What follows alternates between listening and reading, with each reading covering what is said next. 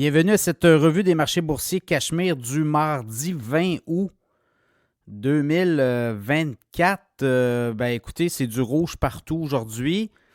Après plusieurs séances au vert, après des montées impressionnantes la semaine dernière, les investisseurs ont pris, comme on dit, un petit repos. Ce pas des baisses importantes. Quand même, là, je regarde à Toronto, le TSX a baissé de 78 points, 23 037 points.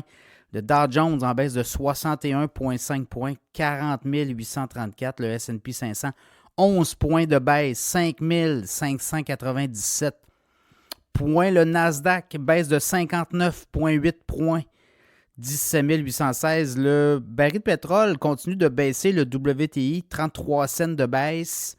74,4 US référence. Le Bitcoin baisse aussi 59 030 $. L'once d'or a repris du service. Et là, on a fracassé la barre des 2500.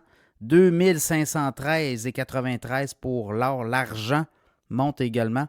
29,44 $ l'once d'argent.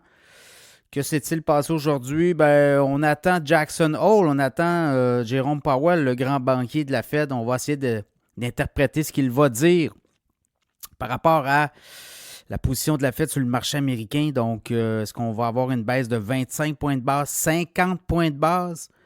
Il y a des pronostics qui ont dit que 70% des courtiers sur Wall Street parient sur une baisse de 25 points de base.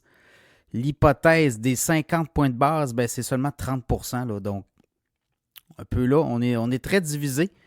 Et là, si vous regardez aujourd'hui les titres qui ont monté, si je regarde à Toronto, Fairfax Financial a monté de 2,2%. Et là, tout ce qui est or, Wheaton, 1,8%, Alamos Gold, 1,6%, Agnico Eagle, 1,4%, Franco Nevada, 1,1%. Dans l'assurance Great West, montée de quasiment 1%. Barrick Gold, Intact Financial, BCE. BCE, le titre remonte. Donc, c'est un peu ça. Cameco aussi. Et si je regarde du côté des États-Unis, les titres les plus populaires aujourd'hui, en termes de rendement, là, Palo Alto Networks, 7% de hausse. PayPal, 3,5%. Eli Lilly.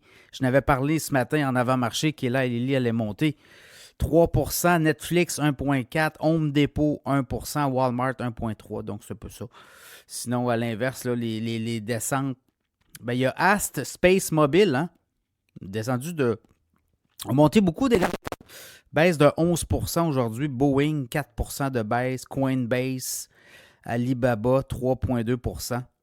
Donc, voilà, c'est un peu ça. Là, on va surveiller. Il y a d'autres indicateurs cette semaine. Il y a des données financière. Au Canada, l'inflation à 2,5%. Ça, c'est la nouvelle très importante pour les Canadiens, les consommateurs canadiens. Et là, ça va, je pense, ça va se poursuivre les baisses de taux.